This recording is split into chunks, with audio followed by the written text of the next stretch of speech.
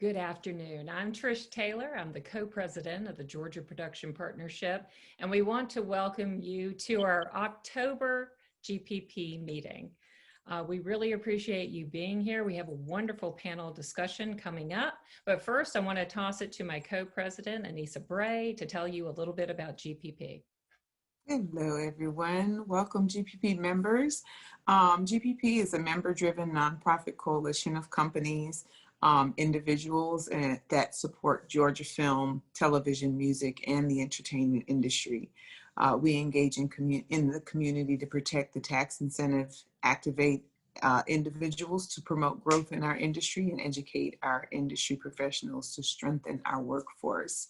I also wanted to recognize our immediate past presidents, Lisa Frout and Clark Kofer. Back to you, Trish. Thanks, Anissa. I appreciate that. We are a lobbying organization, and we really are here to help promote the industry here in Georgia. One of our missions is to have industry reports, and we want to start with our government relations person, Peter Stathopoulos, who will give us a little bit of information about what's going on with the state legislature. Thank you, Trish. How you doing? So thanks everybody for joining us. Last year was an interesting year. There was a lot of scrutiny on the Georgia film tax credit as a result of an audit that was carried out early in the year, and that audit was had some criticisms of the program and recommended some changes. So as a result of that audit report, legislation was introduced in the House last year. It was HB 1037, and it was put together by Representative Matt Dollar, who's head of the Working Committee on Entertainment in the House. And that bill made a few changes to the film tax credit program. And given some of the criticisms and some of the scrutiny on the program, we thought it was a relatively helpful and constructive bill, and overall a victory for the industry. That bill implemented a couple new changes. One of them was that starting next year, there'll be a 2-year phase-in period where all film or television or digital interactive tax credits have to go through a mandatory audit process. And it's being phased in over a period where the larger productions have to be audited first and smaller ones later. But under this new program, the Georgia Department of Revenue is going to audit all film tax credit applications and approve them. There was no audit prior to this legislation that was required. As part of the legislation, the department may authorize third-party CPAs to perform all or parts of those audits. And the Georgia Department of Revenue has put together an advisory group from the entertainment industry, of which we are members, and that is advising Commissioner Curry on what those audits should look like going forward as it relates to third-party CPAs. And that committee is also consulting with Commissioner Curry on COVID-19 issues. So obviously, COVID-19 became a big issue last year. This committee is advising the department on how to address various COVID-related expenses, including shutdown expenses, suspension payments, and restart costs, as well as extraordinary medical and other safety costs associated with operating in this new environment. Other changes to the film tax credit were tightened up definitions of who a Georgia vendor is, including the requirement that they be collecting Georgia sales and use tax on otherwise taxable transactions. And another substantive change related to getting the 10% uplift credit that now requires actual multi-market commercial distribution, and you can't get the credit on a project until that distribution has actually occurred or the project enters into an acceptable alternative marketing promotion with the film office. This year, So that legislation, as I said, passed and was signed into law by Governor Kemp. This year, it's possible there'll be scrutiny on the film tax credit program again. So, I think we're going to rely on our friends across both sides of the aisle to protect the program. And we've been making political contributions to our friends in the industry, and we'll continue to do so as we approach this next election. And with that, I'll kick it back over to you, Trish. Thank you, Peter. Appreciate your report. Now we're going to give one more quick report with our Vice President, Darius Evans, who's going to give you information on some events that are coming up. Thank you, Trish. As we all know, 2020 has been a very challenging year for most organizations, and GPP is no different. Normally by now, we will have had our summer industry party, and we would be planning for our holiday industry party, which are our main fundraisers for the year. But this year, since we won't be having our holiday industry party and we did not have our summer industry party, we're planning a end of the year fundraiser in the form of a 2-day virtual conference and summit. This year's fundraiser is 100% virtual, and we think it's still going to be the professional highlight of the year. For this conference, we've got an impressive lineup of speakers, keynote addresses, events, and even a few surprises up our sleeves. You can attend this year's fundraiser from your couch. This year's format lets us change things up a bit. We'd like for you to register early for discounted tickets. Be on the lookout for all advertising, which will go out very shortly as we solidify who our speakers and our presenters will be. Also, our regularly scheduled monthly meetings will change venues. We'll be moving off of Facebook and onto the GPP website. Look out for more information on that as well, and govern yourselves accordingly. That's it. Thank you, Trish. Thank you, Darius. Appreciate that. Now I want to toss it over to Mike Akins with IATSE 479 to give us an update. Hi, Trish. Thanks for putting this together for us. Hello, everyone. Good news, actually great news. The AMPTP and the unions and guilds finally got their protocols together. I think about a week or so ago, they were all published and gotten out. So now we have an industry standard to look forward to and guidelines to move forward into this COVID protocols that we've been all waiting for. I think they are widely accepted. I think it's going to make production a whole lot easier to be able to calculate, mandate, and implement our safety protocols and the way back to work, return to work. Atlanta, Georgia, we're busy. There's something like 30 projects in the pipeline or in prep or filming and moving forward. I know that Savannah's starting to gear up. There's a couple of productions that are looking to be in Savannah before the end of the year. So with that, we have a pretty optimistic view of the last quarter of the year and the first quarter of next year. And I believe it's all because these safety protocols are now in line and that we have a way to move forward and do it in a safe manner to start back into production. So hopefully the testing protocols, the PPE, the social distancing, and everybody pulling together from production to the crew to the studios. I'm looking forward to a very, very exciting fourth quarter of 2020. Thank you, Mike. We appreciate that report. Now I'm going to pass it over to Lee Thomas with the State Film Office, who is also going to help moderate our panel for today. Lee, we are so happy to have you. And if you don't mind, give us your report and then lead us into this wonderful panel discussion. Thank you so much, Trish. I appreciate it. We got a lot of projects now again, so that's good news. Projected, these are shows that are on the way in. We have Dynasty 4, MacGyver Season 5.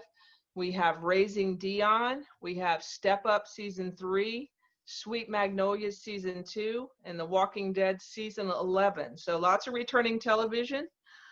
We also have in prep, we have Black Adam, we have Black Lightning Season 4, and a TV movie called Christmas Dilemma, an indie feature, Dakota, also Dating a Killer, another indie feature, Dead of Night, a new TV series, Dear Evan Hansen is shooting now, which is a studio feature, an indie feature entitled Devotion, Girl in the Basement, a TV movie, Got 'em Good, a TV reality pilot, High Expectations, another indie feature, Ozark Season 4, Samaritan, which is a studio feature, Serenity Now, another studio feature, Stargirl Season 2 is back, Tag Team Season 1 television series, The Cube, which is a reality television series, The Resident Season 3 is back, Walking Dead Season 11, They Clone Tyrone, a feature, another feature, 3 Months, World Chase Tag is a TV reality show. 1 Season 11, we have Creep Show Season 2, Dating Hell, which is a TV movie, Dish Nation Season 9, Divorce Court, TV reality, Double Cross, TV reality, Family Feud, of course, game show, First 48, reality Good Eats, Heels Season 1 for Lionsgate, Life by the Ton, Little Women, Mama June, Married to Medicine, Meet the Flockas Season 2, Real Housewives of Atlanta Season 13, Saints and Sinners Season 5, Southern Gospel, an indie feature, Red Notice, which is a studio feature, The Go Big Show, which is TV reality, The Ride That Got Away, Tyler Perry's Bra, Vacation Friends, which is a studio feature. So that is a good long list. Exciting times. It's back. The work is back for sure. Which brings us to our panel today, which is called Back to Work, the return of Georgia Studios. But in addition to the studios, there's just a lot of great organizations that, keep this industry clicking along. We're the Georgia Film Office. We're a part of the Department of Economic Development. And, what we do is typically somebody will hire a lobbyist to pass legislation. It may get passed, and then it may fall on us to help implement that, which is the case with the Georgia Film Tax Credit. We're in a marketing arm for the state, so we're trying to get film and television projects and infrastructure to be here. But it also takes a lot of lobbying to keep this legislation in order and make sure the legislators really are educated about how important this industry is. And so a lot of those organizations are here with us today, and they can talk about what they do to help with those efforts. So I'm going to have everybody introduce themselves. It's a great panel today. Let's start with Kelsey Moore from the Georgia Chamber. Thanks, Lee. My name is Kelsey Moore. I'm the Executive Director of the Georgia Screen Entertainment Coalition, and we are an affiliate of the Georgia Chamber. Thanks so much. And we also have Chris Bagwell from EUE Screen Gems. Chris, if you could introduce yourself, please. Hi, absolutely. I'm Chris Bagwell. I run the EUE Screen Gems. It was actually, Lee, 10 years ago, about 2 weeks ago, 10 years and 2 weeks ago that we signed our deal in Atlanta. And I'm glad to be here on the panel today. I remember Shay Griffin throwing me in front of you GPP people exactly 10 years ago when I knew exactly nothing. So I know a little bit more right now, not too much. But and also founded the Georgia Studio and Infrastructure Alliance, and we're a group to promote the film credit and the benefits of it to both our decision makers and influencers, and also to the general public, and to talk particularly about, we focus particularly on Georgians and the effect of this initiative on Georgians, tell our story as well. Thanks so much, Chris. Beth Nelson from the Savannah Film Office with CETA. Hi, I am Beth Nelson. I'm the Executive Director of the Savannah Regional Film Commission, and we are a division of the Savannah Economic Development Authority. Thanks so much, Beth. And someone everybody knows, Trish Taylor with Georgia Production Partnership, who also works in a variety of roles and has been, back in the indie film world since, the recent unpleasantness, and can talk about that a little bit. Trish? Absolutely. Hi, everybody. Yeah, as Lee said, I'm Trish Taylor. I'm the co-president of the Georgia Production Partnership. I'm also a freelance producer. I work a lot on the corporate side and just finished a big production that was about 2.5 months worth of work. And I'm also an actor with the People Store here locally, and I'm very happy to be on this panel. Thanks so much, Trish. So we're going to jump right in. Chris, as you mentioned, it's been a while now since y'all came in. Y'all were really the first studio to come online after the 2008 film tax credit passed. Before that, we had 45,000 square feet of purpose-built soundstage space, which was Riverwood Studios. And now we're up over 1.1 million of purpose-built and 2.1 of retrofitted. So it's been a good decade, right? But so if you could talk a little bit, in addition to being the manager of Screen Gems, you were also, as you said, the founder of Georgia Studio and Infrastructure Alliance. Can you tell us a little bit about the organization and your mission and what necessitated creating it? Sure. We, probably, the second or third thing that I was asked to do in Atlanta 10 years ago was to find a lobbyist, a government affairs group to deal with here, because we have studios in Wilmington, North Carolina, as some of you know, 10 stages there, and we had studios in New York and have had studios all over the world. And we've always found that the investment in good government relations was one of the cheapest things we could do for our business. So we went out and hired McGuire Woods, Misty Holcomb, who's now our executive director of the Alliance. And from day one, we're at the Capitol and inviting folks out to understand the business, because I think what all of you realize is that this is an opaque business to people, right? It's not a director standing with one cameraman and 2 actors on a stage, right? No one sees the crafty, the lighting and grip, the locations and digital text and everything else. And so our whole goal with this was to tell the story of Georgians, not of Hollywood. Hollywood's, does a pretty good job with its own PR, but we wanted to tell the story of Georgians and why this tax credit was such a good investment for the state of Georgia. And I think that, so one of our missions is to answer the question, why this business? Why should we deserve this tax credit? Why not something else? Why not another business, another sector of business? And so that's what we focus on every day with the Alliance, telling our story. Great.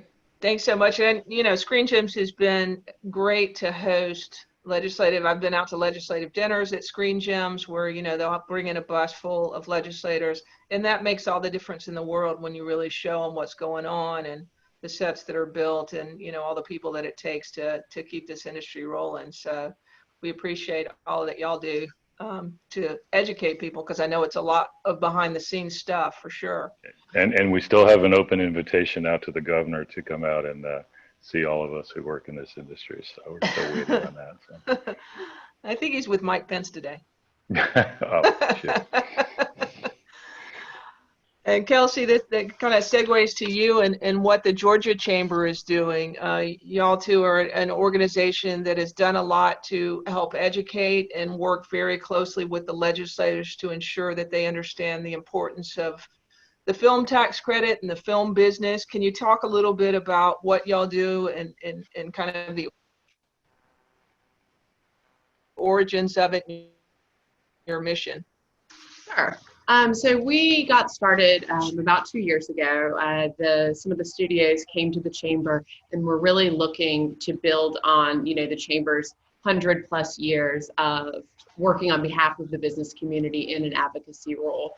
So, we are a statewide organization and we really focus on the businesses that are in this industry. We want to make sure that the business climate is one so that production can continue, so that the investment continues to come here. So, with partners, down at the Capitol, with the Infrastructure Alliance, with GPP, and a number of other folks. We really work closely with the legislature to make sure, they understand the impact and they understand the statewide impact of this business that even if they may just see it in Atlanta, it really is a statewide business. So, we also work with other partners like the GFA to find some workforce pipelines. And I mean, that's an incredible program that I've heard is not replicated anywhere else. So, we love to support that and make sure we help them tell their story. And then our different communities, like in Savannah, we work with the film commissions to help them in any way we can grow their industries there and create a couple other hubs across Georgia. So we are, again, kind of a statewide focus. GPP is, we've got a partnership with GPP and with the Georgia Game Developers Association. So very much kind of a, we're all rowing in the same direction, and we're looking for the businesses. I think GPP is a lot of the people. So, that's what we're there for. So. Great. Well, thank you so much. And Beth Nelson. So Beth she was with the Savannah Film Office for a long time, and then it switched over and it became an entity under the Savannah Economic Development Authority. Can you tell us kind of why that happened and what the changes are from being a City of Savannah Film Office and now with CEDA? Sure, yes, I'm happy to do that. So for many years, we had a city film office. Most of the production was based in the city of Savannah, but as time went on, so many of the productions are outside of the city limits, and it's more of a regional film community. So in 2016, the Savannah Regional Film Commission was started. We are a division of CEDA. And at the same time, CEDA also created and funded a local production incentive, which has been instrumental in growing the industry here. So on top of the Georgia tax credit, which, as we all know, brings those productions to Georgia, we now offer a local incentive. And basically what this provides is a rebate. It's a rebate check, 10% back on local spend in our county. So that's to encourage productions to spend locally, to hire local crew, and bring money into our community. On top of that, we have recently, in the last couple of years, added a bonus incentive where if you hire 50% of your crew locally, you get a little bump on top of the 10%. So, our goal is to build our workforce and provide economic stimulus to our small businesses in the community here in Savannah from the film industry. And 2019 was our biggest year. We were booming. We were really going strong. And we hope to get right back on it once this pandemic is over. So CEDA would feel like this had been a good investment of their money, wouldn't you say? Definitely. We have the numbers to prove it. It's been very successful, and it's very interesting. It doesn't matter the budget of the production. Having that little extra incentive really encourages them to come to our community and take a look at what we have to offer. So very, very successful program. Right. Yeah. Well, there's a lot of communities out there that kind of look at Savannah's, and now, Columbus has one as well, to see, the viability of creating something like that in their community where they might be able to better attract projects, when, they may not have a deep enough crew base and they may have to bring them in from other areas kind of to stave off some of those costs. So thank you for that. As you know, the panel is called Back to Work. So we're going to talk, about kind of the downturn. We were so busy and we were on record to have another record-breaking year. We ended up, if you didn't see the numbers, we were at $2.2 billion of direct spend this year. Last year we were at 2.9, so obviously that's down, but we also were down completely dark for 2.5 months. So we would have beat it again, except for what has happened, and so we'll see what this next year looks like. But Trish, you've been one of the people that has been on a film that has returned, post-COVID. Tell us what that looked like and what the changes were. Sure. It was on the corporate side. It was a $500,000 production that I was on. And I was hired as one of the producers to help put it together. And I was lucky enough to be able to hire another co-producer that many of you guys know, Gabby Pickle, who has been on a couple of our panels that we've had, who has done extensive research on COVID and how to make it COVID compliant and safe on set. So one of the things that I can tell productions is you need to bump up your budgets at least another 20% or so to be able to cover some of these extra costs that you have to implement, because it is a different world. You have to be able to create a bubble around your cast and your crew and make sure that they are safe. We are following the Safeway Forward protocols that the unions have put out.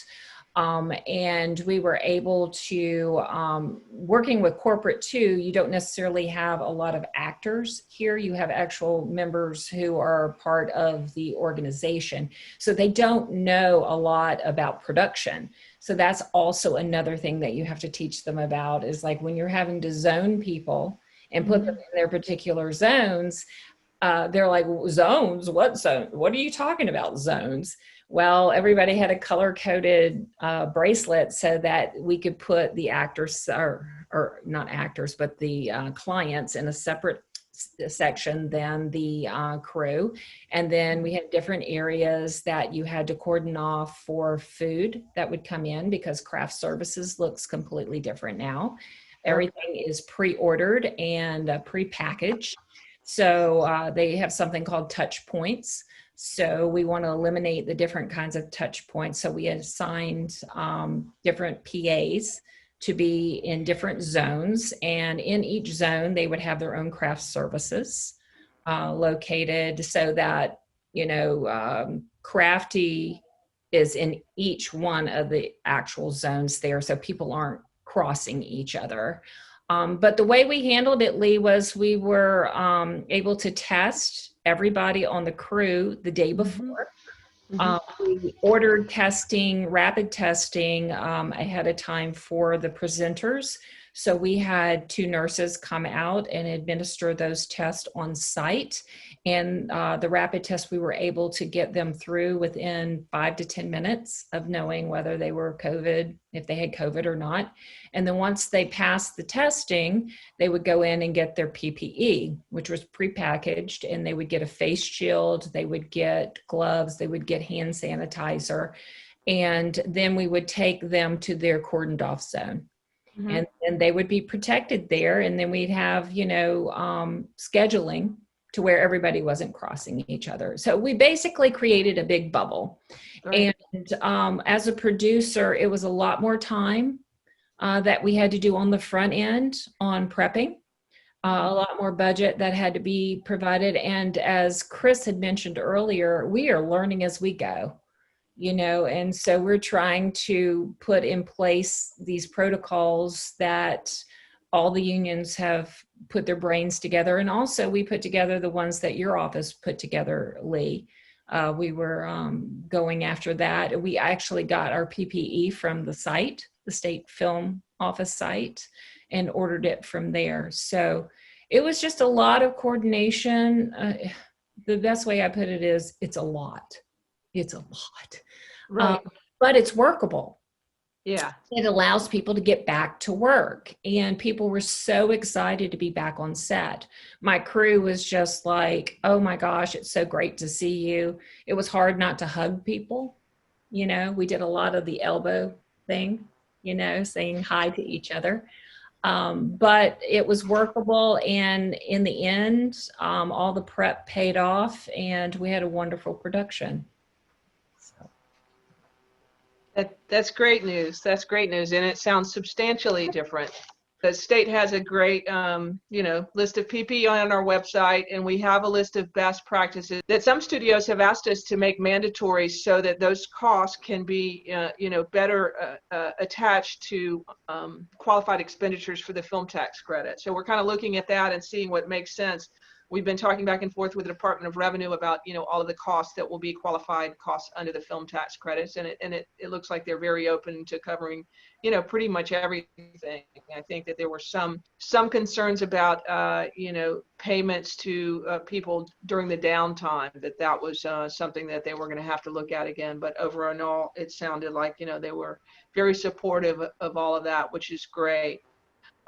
So all kind of substantially different stuff. And most of the questions that we've been getting in the film office is about, the new executive orders, what do they mean? How many people can they have in one area? And also, testing, how do they find testing? How do they get it quicker and locally, that kind of thing. So we're getting a lot of questions along those lines. Chris, what do you see? And I mean, what is the expectations that what Screen Gems will provide? Do people want you to provide all the testing? Do they want to do their own? What are they asking from you? Or is it pretty much incumbent on them? Well, it's a good question. We're fortunate. We do a whole lot of Netflix right now. Netflix is a great culture to work with as a vendor partner with them. It's not just talk. They really have a collaborative approach with us, and we really appreciate that.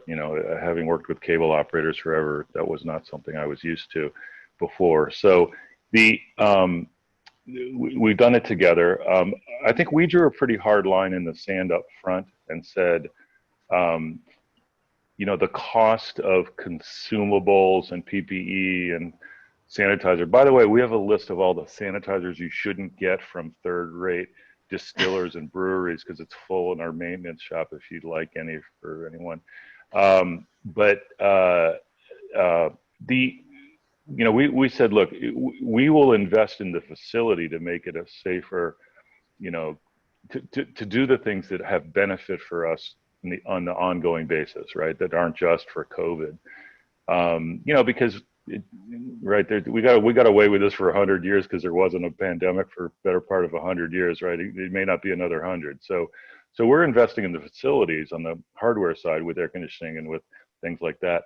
You have to be careful. I mean, air conditioning, for instance, we could have spent a lot of money on that stuff, but the research was evolving on all the airborne things, and not just on the airborne science of COVID.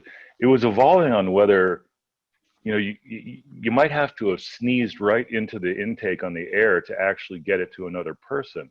And so we ended up kind of backing off on that with Netflix in consultation with us, because none of us thought that was really settled science, and we were all better off to focus on things that were about 6 feet apart, about masks, and about touch points, like you said, literally touch points.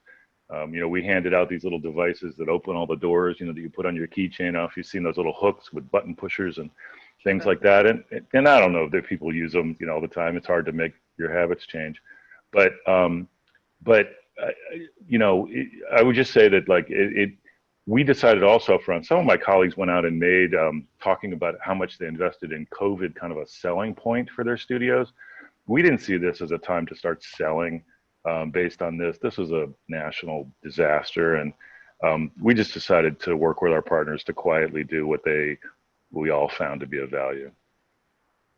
Great, thank you. And did I hear you say you were offering up some third-rate sanitizer to anyone? Yeah, I have stuff that's made by bourbon factories and alcohol and vodka factories, and every one of those guys started making sanitizer on Amazon, and it's it'll glue your hands together usually. So right. if you get really desperate, we'll run it through the distillery one more time and send it to you. So yeah. I did neglect to say something, Lee, earlier, and Chris reminded me, the shoot that we were doing, we shot in 2 different studios. So we're talking about being in studio, and the studios were fantastic. They had pre-sanitized. They use a service that go through and pre-sanitize the entire studio before the production actually gets there. So that was very helpful. And then we also had a regimen of cleaning where we'd have PAs assigned to different areas, and we would clean every 30 minutes. That was another thing that we did at the studio. And some of those things are I guess I should be careful how I say this, but some of those things are comfort items for people. It's security after 9/11, like it's a bit of a show, I think. We do sanitize, we do the fogging and things like that, but more and more the research coming out is that it's human contact, right? So you do the things you need to do, and then you do the things that make people feel a little bit better. The hard part of it is, and it's not our response. I mean, I have 8 full-time staff outside of security and the lighting and grip. We're not the ones who are, they don't need to worry about us. Sometimes they're like, have you guys been tested? I'm like, I got 8 people, you got 500. I think we should focus on the 500 first. But someone will just walk across into a stage lobby even, right? So you see the zone signs as Trish was talking about. And someone, like I was headed up to my office and I actually just stepped a yard into the yellow zone or whatever to say hi to somebody through the doorway, and the PA attacked me. And you get it, you understand. It's just that human behavior changes more slowly than our lists of guidelines and regulations, right? Sure, absolutely.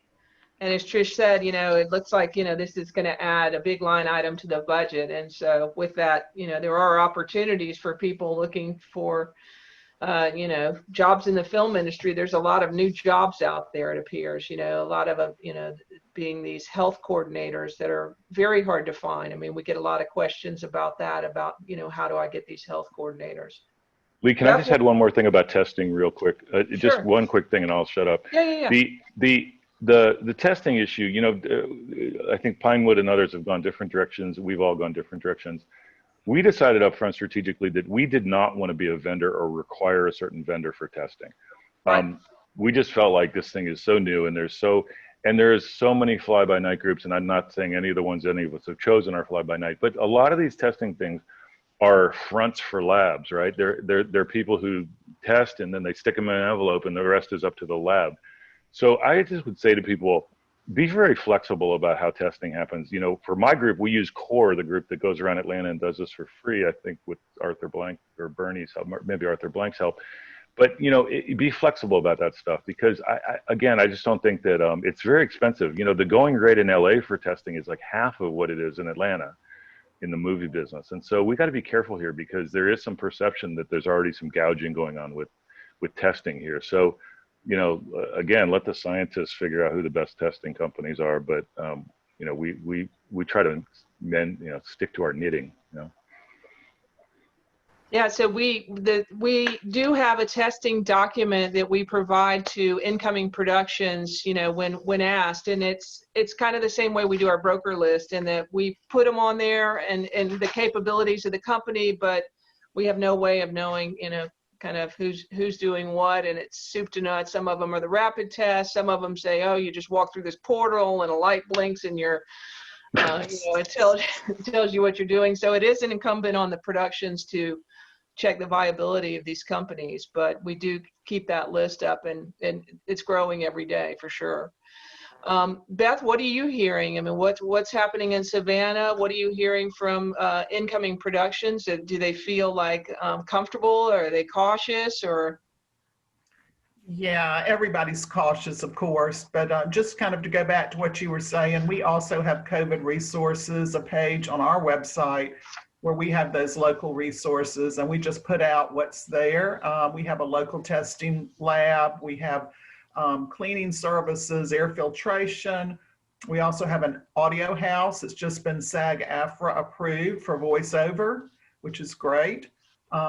And so those resources are very valuable. And like you said, Lee, we just give that information to the productions and they do what they want with it. And but it's really good for them to know their local resources, especially with the testing, that they can get it done locally.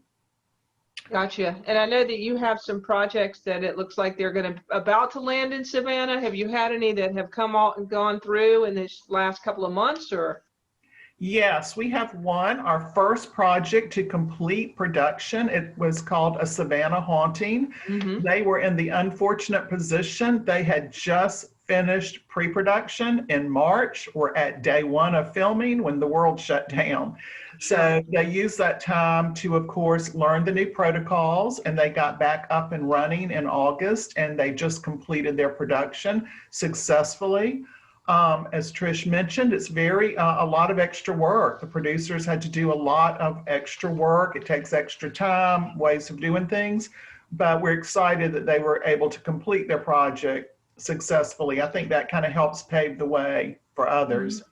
So other than that, we have 3 small independent productions, one completed, one filming now, and they're going into a third one in a few weeks, which is wonderful. We have a show called Alice that did some pre-production in July, and just with our numbers, just decided to take a break, which kind of concerned me. You know how that is. Are they coming back or not? But they are back and they are ready to go. So we're excited to have them back in Savannah. And then we have a major film that is starting prep in October and will be shooting in January that we're very excited to have here. Over the summer, started about June, we had so many calls from productions wanting location packages, wanting to know what's going on. But I feel like most of them are going to get up and running in 2021. I think they were, collecting information and making plans. So I am anticipating a very busy year once we can kind of get over the hump of this and can really get back into more of a normal situation. We have a lot of shows that are very interested in coming and shooting here. Beth, I think you're going to get a lot of work because we're all getting slammed with calls up here and in our Wilmington studios. And I know you guys nominally compete a little bit with Wilmington, but we're full in Wilmington, which is the first time in a while. So, I think that we tell everybody to, call you guys and whatever, because there's not a foot to be had around here. Well, What's that? We are ready. Yeah. Are y'all seeing that people want to be in stage space because it's controllable, or do they want to be outside where it's like, all of the vast wilderness that they can stage space? Stage space? I mean, they're converting, like one of the things that's delayed Stranger a little bit is trying to figure out what they can bring in. If you dominate a location, if you own the location, like a school, closed school, you're fine, like a Walking Dead situation. But if you're trying to shoot at a cafe here and another high museum there, very, very difficult and scary, I think, particularly for talent, right? So I think that's driving some of the demand. And the other thing I tell you, we've learned, I just had to we're converting our last single crappy 100-year-old space to just a hangout space. Because when you get kicked off stage, when the camera starts to roll and you're not in the red zone, right? You can't be in the red zone. Your grips and your crew and your set deck and greens and everybody has to go somewhere, and it's cold enough in the winter that they can't just go stand outside the door. So we just had to convert 15,000 feet to hangout space, for one show. You can call it catering, but it's not really catering anymore, So, we're kind of in a situation where like Raising Dion's coming in and I, they're going to come, but the last person to arrive is going to get a little bit squeezed here. It's, I don't know if Kelsey, you guys are finding the same thing, but space is at a premium. And are the catering, are they doing, the same catering companies, or are they getting prepackaged meals from somewhere? Yeah, same companies for us at least, but it's not great for the environment. We're seeing thousands of single serve containers going into the trash bins, right? Yeah. Not a lot of recycling doesn't kind of make much of a dent these days. So. Right. I hear you. One thing I did want to talk about, because, and Peter talked a little bit about the legislative changes, and they're substantial changes. We know that, but they're not anything that's going to hurt our business. We welcome these changes. It's been a long time, since we've had a tightening up of our program, and I think that's always a good thing. The last time we had a real kind of cleanup was 2012. So, we're working right now on getting the rules and regs ready in coordination with the Department of Revenue for a review period, and then it'll be out to the public and people can make feedback on that. But Kelsey, y'all work so closely with the legislators. Can you talk a little bit about your new program or your new kind of award for the legislators that have been helpful to the film industry?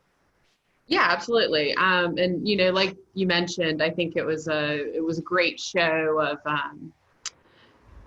all of the industry coming together to work with the legislators to make sure that this new piece of legislation that addressed the audit was really film friendly, and that it didn't harm the industry at all.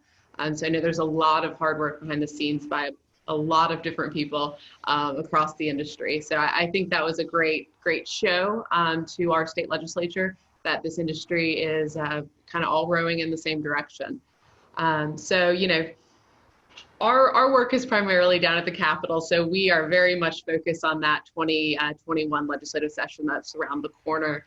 And we realize that we really do have a need to recognize and celebrate those legislators that have gone to bat for us year after year. I mean, I think anyone who's ever down there realizes any year that incentive could be up on the chopping block, or it could be, given some sort of haircut or anything like that. And so we really do need to make sure that we recognize and celebrate and support those legislators that do come out for us. So we just announced today, actually, our 2020 Friends of Film.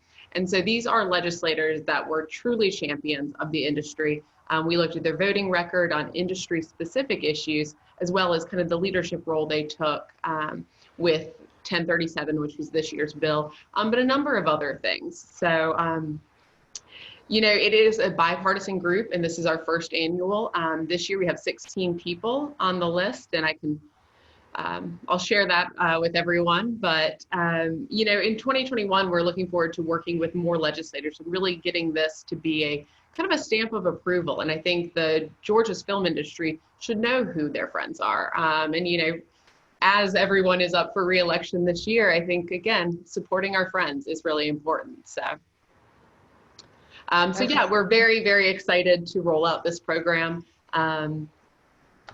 Yeah, we'll be kind of celebrating them throughout 2020 and into the session. And then, God willing, we'll be able to get together in 2021. That's great. Yeah, it was a weird session. There was no question about that. It was sort of like we had film day at the Capitol. I think it was March 11th.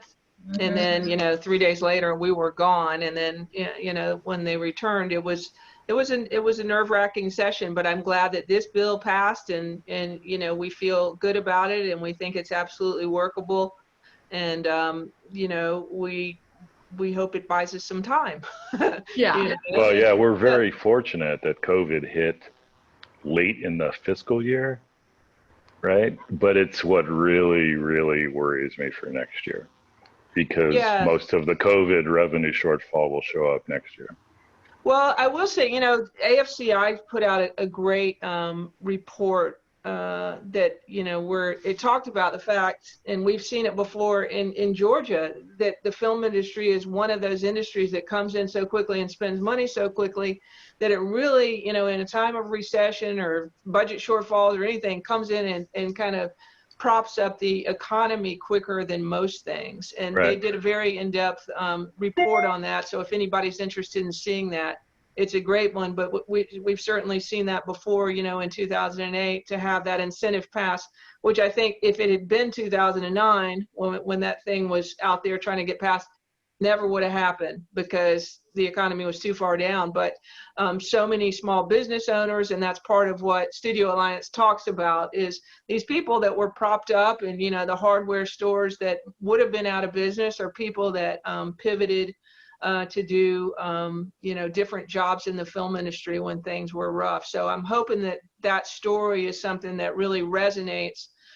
And again, if anybody wants to see that AFCI report, it's amazing statistics about how film works that way. But Chris, what do y'all, just like the chamber, work with the legislators all the time. What are Yeah. you hearing for next year? Yeah. Well, we give out these awards called checks. No, I think that Kelsey, I think it's a great idea and a great program, and it's a little more fun than just handing out checks. Yours might be a little bit more coveted than our award. But, I don't know. You know, though, some of them will turn it into their Oscars. So, I guess that hearing much, I think we benefited from the rush at the end last year in a way. It was hairy, right? It was hairy because especially when the program cap issue got raised. I think there's a level of worry that we have that Screen Gems in particular, I'll just say, you know, Screen Gems has about the uncapped above the line. That's an ongoing concern that I think we really need to deal with as an industry, as a local industry here. I think our concern about next year, of course, is just the bill is going to come due in some way for the state's COVID, affected revenues, right? And I think Lee and I found out, Lee mentioned 2012 when we were under attack on a budget bill, and we kind of went in and voluntarily gave up the sales tax exemption, simultaneous to that. You couldn't get both, right? You couldn't get the film credit and the sales tax exemption. And, in a way, the audit thing worked like that this year, right? Give up something that you need to give up because it's sensible as a Georgia taxpayer to support. I think that we need to be thinking about that in the future as well, because I think our best defense, Lee, has been kind of a strong, responsible version of offense, right? Sure. To all remember that we're Georgia taxpayers as well. So, I'm not pessimistic about next year, but I do think it's going to be pretty intense. Mm-hmm. Yeah, I think, looking at too, like Lee mentioned, this is an industry that can immediately pump a lot of investment into our communities. I mean, with our small businesses, really appreciated the governor's remarks back in, I think it was June, where he kind of celebrated, that this is an industry that's bringing back and hiring people and buying a lot of things with a lot of Georgia businesses. So, I think that it's also a good time for the film community to celebrate, what this industry is doing to bring our state out of a recession. Absolutely. And I have to agree with you, Kelsey. And we want to put some messaging out at the end of this year to talk about coming up in 2021 about all the things that are going to be happening and celebrating, the need to put the word out of what the film industry is doing for the state of Georgia and rallying, those jobs. Absolutely. Yeah, you're right. And particularly for shows that were already in production, right? I mean, we went from 300 people to 0 on the lot that March 17th or whatever that was. And it feels like it came back, but it came back at 500. I would say that we probably got 30% more people on the lot for the same show because of COVID. Oh, wow. Between the medical people and just, look at the scout. You can't go scout in one van. You got to take 5 vans to take 10 people on a scout, right? So that's 4 more drivers. Transportation industry. 4 more drivers. The transport department for Stranger has 30% more people than in February. So, Wow. I think it'd be great if we went out with some kind of, Kelsey, it strikes me that you and I and Lee or us we could almost come up with like a percentage full index, like the film industry is now 99% leased or whatever, the stages are 99% leased and they were 95% before COVID. People are looking for little bits of good news, Yeah. And I think, the stories, the book that the Alliance put out last year was great. And I love, that you've been able to partner with the department and get it kind of digitized too. I think that's a really powerful tool, looking at how it is statewide. And these are the small businesses that, are getting that much needed revenue. So I think there's some great opportunity to capitalize on the stories that you guys have identified. And it's like a love fest. It's almost like we should have one Alliance. Oh wait, we tried that. Sorry. I would be curious to find out, Beth, a little more information about the possible studio in your area. Yeah. Well, we've been working on that for a couple of years and hope to have something soon to have a purpose-built studio here.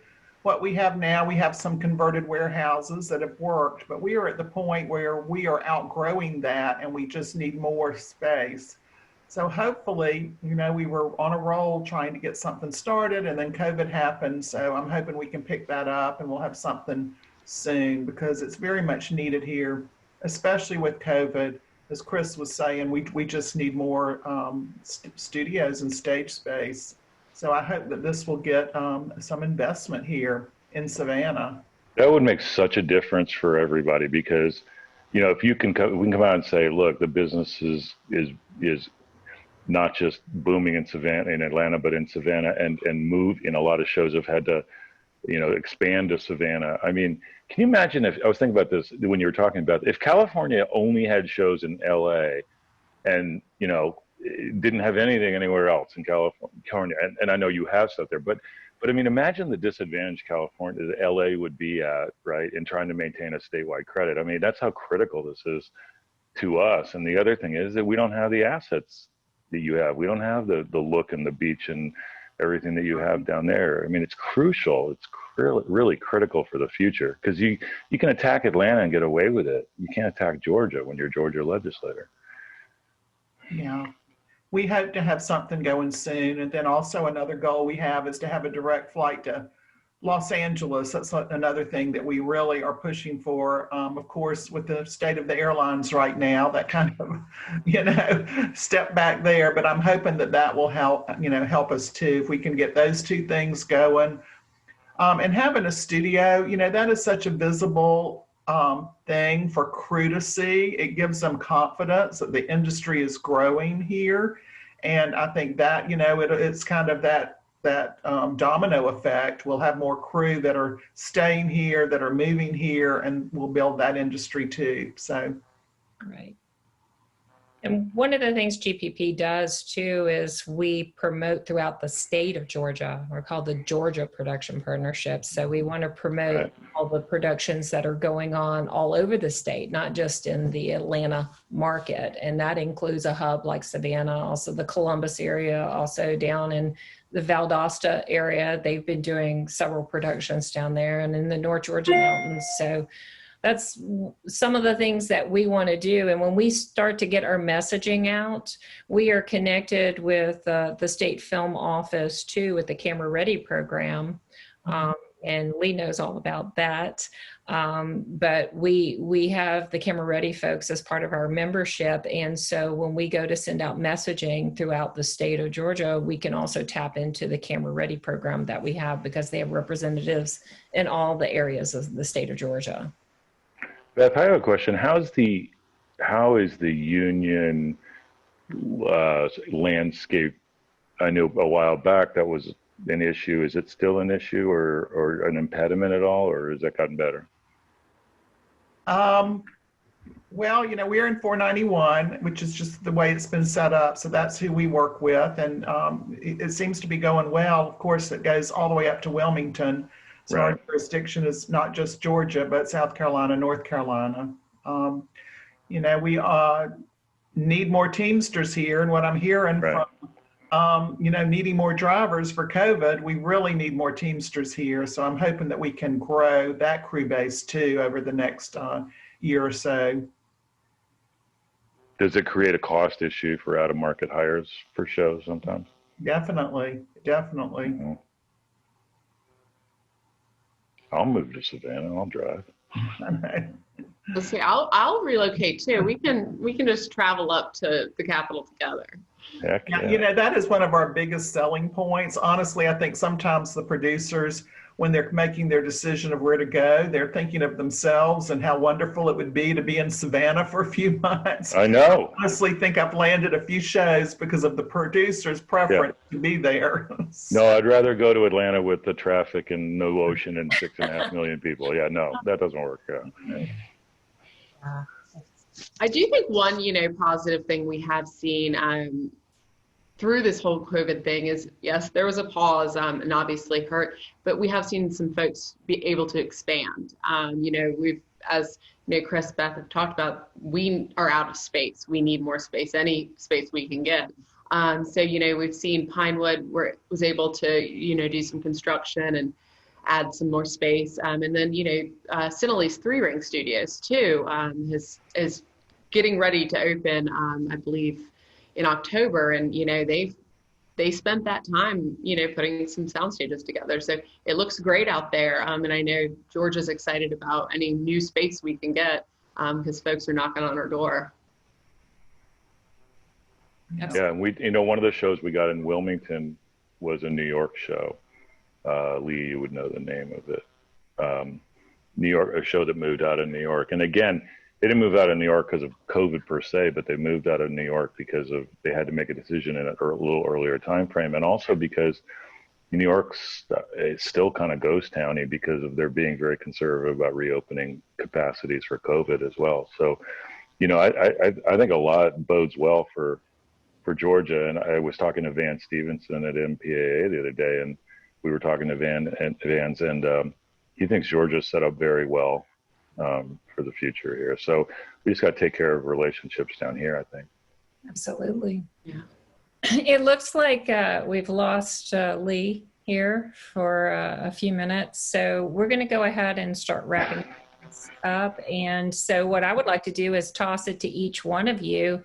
And if there's anything else that you would like to mention while you're here that we haven't covered so far. So let me toss that to Beth first.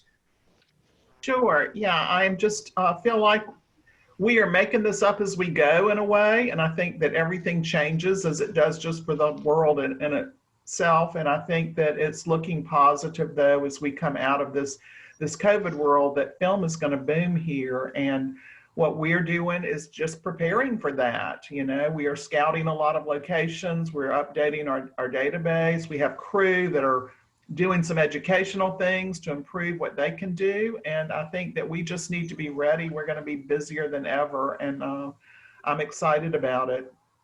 Thanks, Beth. And Kelsey? Well, thank you for having us. And thank you, to GPP for being great partners and really, being the first one out there to really lead the charge for the industry.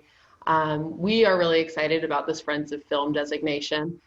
So please, we'll make sure everyone gets a copy of that. Take a look. Maybe you're a legislator, maybe somebody in a leadership position. So, follow, share, thank those legislators.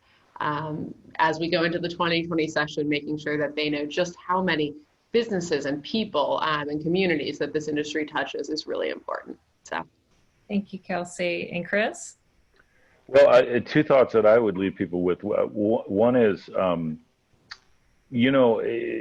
good as things look, I worry that we got to get this COVID rate down. And I know that the 12 of us or 500 of us can't do it alone, but producers will say, like, Georgia's, not the highest in the country, but like when New York's testing at 1% positive and Georgia's testing at 10% positive, anything we can do to convince people that a mask mandate is not going to hurt anybody, I think is important, because if we go through the winter, this could get a little bit worse. So I wish you've seen a big difference in the city of Atlanta mask wearing since Keisha's order. So I wish that we would keep the pressure on the state government for that, not threatening, but just pressure to do that. The second thing I would say is I think that the challenge for next year is going to be why us? For all the industries that get the tax credit, and there aren't that many, why us? Not why is film great so much because film, the end product is great. But we've really got to make the fundamental case of why this is the right kind of industry to get scarce taxpayer dollars, going forward. Absolutely. Thank you, Chris. And I want to thank Lee Thomas for being our moderator here today. She is a great person to have as your team member for the State Film Office. They have done a fantastic job on bringing productions here. And I am going to wrap out our session here and thank everybody on the panel. But before we get off of this call, I want to toss it back to Anissa to kind of wrap things up for us today. All right. Thank you, Trish. Thank you, panelists, for a very, very informative discussion. Thank you, Lee, for leading this panel, and we appreciate everyone in advance for showing up and also joining GPP. We love for your memberships to come in. We started to increase our membership, so we appreciate that. Your donations are welcome as well. Everyone stay happy and healthy this month and enjoy the rest of your month. Thank you, everybody. Thank you very much. Thanks, everyone. Thank you so much.